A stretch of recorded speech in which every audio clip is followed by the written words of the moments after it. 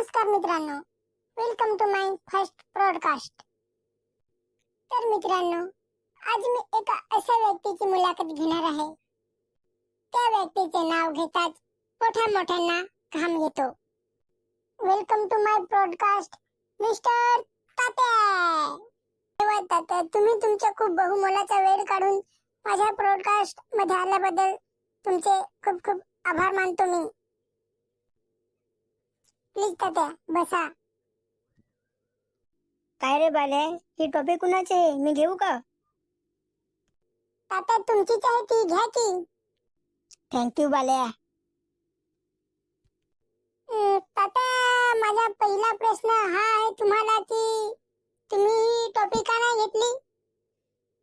अरे बाल्या, तुझ्या टोपीला हात लावताच मला समजलं की तुझी टोपी 150 वाली आहे, म्हणून नाही घेतली. तात्या, अशी पब्लिक मध्ये गरीबाची इज्जत नका काढू. काय रे बाल्या, माझा बॉडीगार्ड कुठे राहिला? तात्या तो साईडला बसला आहे. अरे ठोमण्या, साईडला काय बसला? आतमध्ये ये ना. अक्कल आहे का तुला? गाढव. Sorry boss.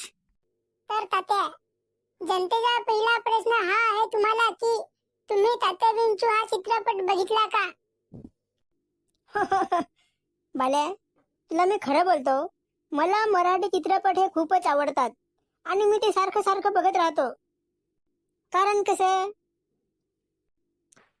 माझी हिंदी थोडी कमजोर आहे, मग मी मराठी चित्रपट बघत राहतो. ते कसं असतं ना, हिंदी चित्रपटांमध्ये सारखे सारखे भांडणं करत असतात, मग मी ते नाही बघत. आपल्याला कसे मारामारी पासून एकदम लांब. मारामारीवाले चित्रपट बघितल्यावर काय होतं माहिती आहे का बाल्या? समजा एखाद्या सोबत माझं भांडण झालं तर कसं, मला भांडण करायला वाटत नाही, मी तुला पहिले पण सांगितलं. पण माझ्यासोबत बॉडीगार्ड राहतात, मी जरी नाही मारलं तरी ते मारतील, बरोबर चांगलं ठोकून ठोकून काढतील त्याला. ते होऊ नये म्हणून मी हिंदी चित्रपट बघत नाही.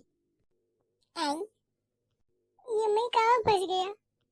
बाल्या, तब्येत बिघडली का तुझी? नाही तात्या, नाही. मग बोल की, शांत का झाला? तात्या, तुमचा आवडता छंद कोणता? बघ बाल्या, माझा आवडता छंद हा झोपणे आहे. ते कसं असतं, मी जर जास्त फिरलो तर झोपणार कोण, म्हणून माझा आवडता छंद हा झोपणे आहे. हॅलो हॅलो बॉस, तुमच्या बायकोचा फोन. बोलता का नाही बॉस? ए ठिंगुरड्या, ठेव फोन, मी नंतर बोलेल तिच्याशी. Okay boss. ह्या बायकांचं कसं असतं माहितीये का तुला बाल्या? सारखे सारखे फोन करत असतात. साडी आणा, गजरा घेऊन या, चप्पल तुटले, हे अशा त्यांच्या लहान लहान गोष्टी चालूच असतात. बायकांना ना 365 दिवस साड्या घेऊन दिल्या तरी कमीच पडतील. मला पण बायकोचा खूप राग येतो, पण मी काही बोलू नाही शकत. ते कसं